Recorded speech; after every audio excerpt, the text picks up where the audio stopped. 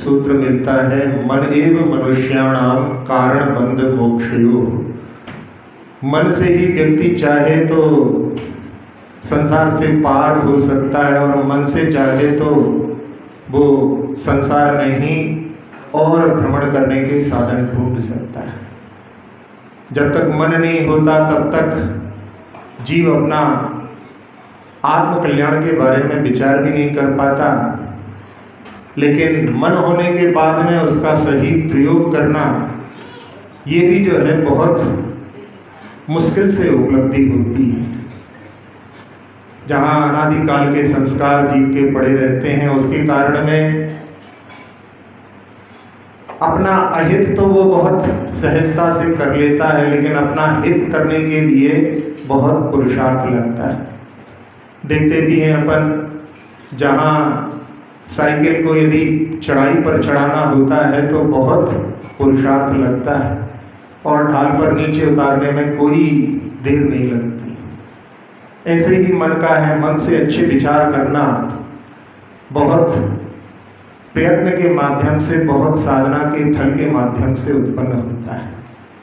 नहीं तो अधिकतर जो जीव हैं वो अशुभ चिंतन करते हैं, और जहाँ अशुभ चिंतन करते हैं उसका फल भी अशुभ के रूप में ही प्राप्त होता रहता है। और वो भी अशुभ का चिंतन दूसरों के बारे में खोटा विचार करना, जबकि अपने विचार करने से बाहर कुछ नहीं होता। खासकर जो है अशुभ विचारों में तो ऐसा प्रभाव रहता है कि उसके माध्यम से अपना ही जो है अहित निश्चित है। शुभ विचारों में ऐसा है कि शुभ भावनाओं से बाहर भी जो है लोगों के प्रति जब हम शुभ भावनाएं प्रेषित करते हैं तो उनके लिए भी रोग आदि दूर हो सकते हैं, और साथ साथ में अपना अहित भी नहीं होता। एक बार नरक में दो जीव मिले, सप्तम नरक में। एक ने दूसरे से पूछा कि भाई तुम यहाँ पर कैसे आ गए? मेरा आना तो स्वाभाविक था, क्योंकि मैंने जीवन भर बहुत हिंसा की। वो बहुत बड़ा महामत्स्य जिसको बोलते हैं ये प्रश्न कर रहा है, और उत्तर देने वाला बहुत छोटा सा मत्स्य जो चावल के बराबर इतनी छोटी सी आकृति वाला था। वो कहता है, भले ही मैंने बाहर से कोई हिंसा नहीं की, लेकिन मैंने मन से कोई कसर नहीं छोड़ी। मैं हमेशा ऐसा विचार करता था कि यदि मैं इसकी जगह होता, जब तुम सो जाते थे तुम्हारा मुंह खुला रहता था, बहुत सारी मछलियां तुम्हारे अंदर प्रवेश करके निकल जाती थी, तो मैं ये सोचता था कैसा बेवकूफ़ है, यदि मैं इसकी जगह होता तो एक को भी नहीं छोड़ता।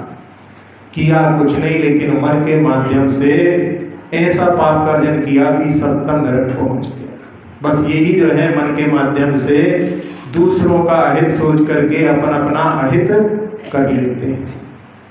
एक कहावत चलती है बुंदेलखंड में कि कौआ के चिल्लाने से कभी पशु मरते नहीं। कौआ यदि वहाँ पर आवाज करता है, काँव काँव करता है पशुओं को देख करके, तो उसकी भावना होती है कि ये मरण को प्राप्त हो जाए तो हमारे लिए भोज्य सामग्री मिलेगी। लेकिन ऐसे चिल्लाने से कभी भी जो है पशुओं का मरण नहीं होता। मतलब भाव यही है कि दूसरों का हित का भाव यदि अपन रखते हैं तो उससे दूसरे का हित नहीं होता, लेकिन अपना हित तो निश्चित होता है। और जहाँ अपन देखते हैं रावण के जीवन में, रावण बैठा हुआ है शांतिनाथ भगवान के मंदिर में और शांतिनाथाय नमः रामस्य मृत्युर्भवेत्, राम की मृत्यु की आकांक्षा कर रहा है। लेकिन राम तो जो है चरम शरीरी थे, उनका तो अहित नहीं हुआ, उसने स्वयं अपना अहित निश्चित रूप से कर। जहाँ धन्य कुमार की कथा में भी पूर्व का जब वर्णन आता है तो उसमें उसने मंदिर में चोरी की थी। मंदिर के जो बहुमूल्य उपकरण थे उनको बेच करके अपना व्यसन की पूर्ति करता था। सेठ बाहर गया हुआ था, शरीर में कुष्ठ रोग उत्पन्न हो गया, भयानक दुर्गंध आती थी, और वो सेठ जब लौट करके आता है तो वो विचार करता है कि अरे ये जल्दी क्यों आ गया, वहीं क्यों नहीं मर गया। उसके बारे में अशुभ सोचता है। अब यहाँ स्वयं का जो है और जो अशुभ हो रहा था उसमें और तीव्रता के माध्यम से स्वयं मरण को प्राप्त हो जाता है। तो ऐसी स्थिति जहाँ जिसको कि अपने आगम में अपध्यान कहा जाता है, अपध्यान यानी खोटा ध्यान, इसमें कोई प्रयोजन अपने का सिद्ध नहीं होता, लेकिन अनादिकाल के संस्कार के कारण में दूसरों का हित सोच करके सोचता है कि दूसरों का हित हो जाएगा तो मेरी तरक्की हो जाएगी। जहाँ दो रेखाएं हैं, एक छोटी है एक बड़ी है, तो छोटी रेखा वाला सोचता है कि बड़ी को छोटी कर दें तो फिर मेरी रेखा इससे बड़ी हो जाएगी। तो बस ये सोच करके वो दूसरे की रेखा छोटी करने की भावना रखता है, लेकिन उसकी रेखा स्वयं बड़ी हो इसका प्रयास नहीं करके अपध्यान के माध्यम से स्वयं अपना ही अहित कर लेता है। ईर्ष्या के कारण ऐसी भी स्थिति हो जाती है कि व्यक्ति, जहाँ कहा जाता है कि तुम्हारे लिए जितना कुछ मिलेगा उससे ज़्यादा तुम्हारे शत्रु के लिए मिलेगा, तो वो वहाँ पर सोचता है कि इससे मुझसे दुगना शत्रु को मिलेगा, तो मैं शत्रु के अहित के बारे में, अपने हित के बारे में भले अपना हित हो जाए कोई दिक्कत नहीं, लेकिन सामने वाले का दुगना हित होगा, ऐसा सोच करके वो कामना करता है कि मेरी एक आंख फोड़ देना जिससे कि सामने वाले की दोनों फूट जाएंगी, और मेरे घर के सामने एक कुआं खोद देना तो उसके घर के सामने दो कुएं खोदेंगे, अंधा रहेगा तो उसमें वो मरण को प्राप्त हो जाएगा। तो ये ईर्ष्या की दृष्टि में दूसरे का हित करने के लिए अपना हित करने की भी तैयार हो जाता है। यहाँ तो अपने को जो है अहित दिखाई दे रहा है, लेकिन जो जहाँ अपध्यान करते हैं उसमें अपने अहित नहीं दिखाई देता, लेकिन वो भी अहित के लिए ही कारण होता है। इसलिए अपने मन को जो है हमेशा टटोलते रहना चाहिए कि अपने किस प्रकार के भाव हो रहे हैं।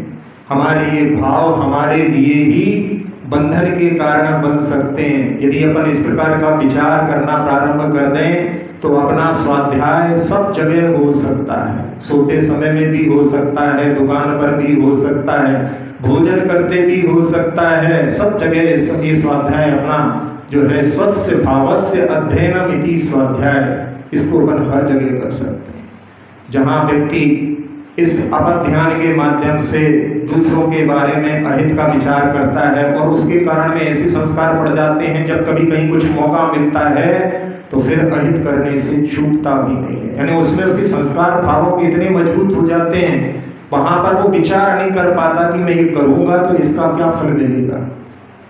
एक भोपाल की बहुत पुरानी घटना है चाचा भतीजे की, जिसमें कि चाचा की दुकान फ्रंट में थी, भतीजे की दुकान अंदर थी, लेकिन उसका व्यवहार इतना अच्छा था कि लोग उसकी फ्रंट की दुकान को छोड़ करके गली में घुस करके सामान खरीदते थे। उसने अपने व्यवहार को सुधारने की कोशिश तो नहीं की, लेकिन सोचा कि जब तक ये है तब तक मेरी दुकान नहीं चलेगी। और एक दिन जो है कि ये कोई कॉन्ट्रैक्टर आ रहा है, उसके लिए अपने को कमला पार्क चलना है, तालाब के किनारे।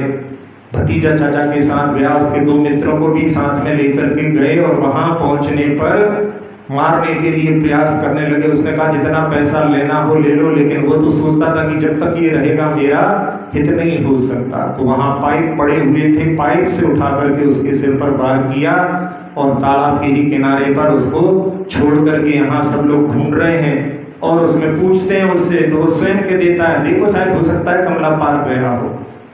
चोर का चोर जो भाव रहता है छिपता नहीं, और वो पकड़ा जाता है और बाद में उसको जबलपुर जेल में वहां पर रखा। और उसने ऐसा पाप किया था तो उसके शरीर में जो है ऐसी दुर्गंध आती थी, वहां पर उससे कोई मिलने नहीं आता था। तो वो वहां के जो है पूछते थे जेल वाले, तो उसने कहा कि मैंने अपने ही भतीजे को, जिसको जो मुझे अपने पिता से ज्यादा मानता था, मैंने उसका वध किया, उसका परिणाम मुझे ये प्राप्त हुआ। जहाँ उसकी पत्नी जो थी, जो मरण को प्राप्त हुआ है, वो गर्भवती थी, उस धक्के के कारण में उसका गर्भ भी जो है गिर गया, गर्भपात हो गया। अभी भी वो जो महिला है वहाँ भोपाल में चौक के मंदिर में आराधना करके अपना जीवन जैसे तैसे गुजारती है। लेकिन ये अपध्यान की जो है स्थिति ऐसे भी जो है परिणाम पर पहुँचाती है। तो अपने लिए अपध्यान जिसके माध्यम से अपना हित होता है, उसको प्रयास करके अपने मन में कि हमेशा अपने शो भाव रहें, जिससे कि जो है कभी भी अपना हित ना हो और ना दूसरों का अहित हो।